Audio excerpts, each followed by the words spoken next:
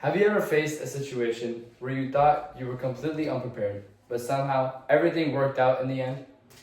That happened to me the first time I had to give a big presentation. It was my first week at a new club that I had joined called DPA, Business Professionals of America. And I was assigned to present a project as a part of a global marketing team during our Friday meeting. I hadn't expected to be put on the spot so quickly, especially since I was still learning about how the club worked and what was expected of me. To make matters worse, I had barely enough time to prepare. I had only a few days to organize my thoughts, review the project details, and figure out how to present confidently in front of a room full of experienced teammates and judges. As the day of the presentation approached, I could feel the pressure building. I was nervous, constantly second-guessing myself, and convinced that I would mess up in front of everyone. Every time I practiced, I found myself stumbling over my words, being worried about being judged or not, knowing that enough wanted to pack out immediately.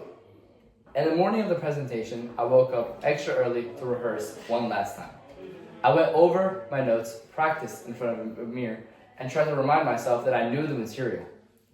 Something I hadn't prepared for happened, my mind went completely blank. I stared at the group in silence, feeling like I had let everyone down.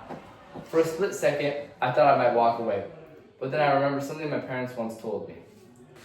When in doubt, focus on connecting with your audience. I made eye contact with the judges. Instead of panicking, I decided to speak from my own words and my own knowledge.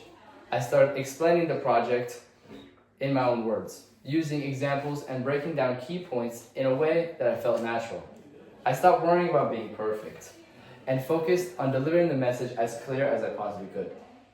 To my surprise, the presentation started to flow naturally. I felt myself getting more confident, and with every sentence, by the end, I even managed to answer a few challenging questions from the judges without hesitation.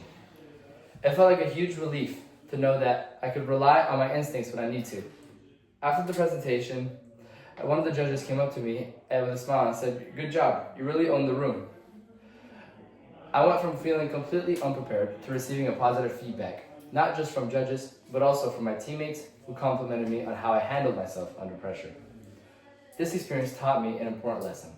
Sometimes preparation isn't just about memorizing facts or practicing endlessly. It's about trusting yourself, staying adaptable, and believing in yourself to deliver.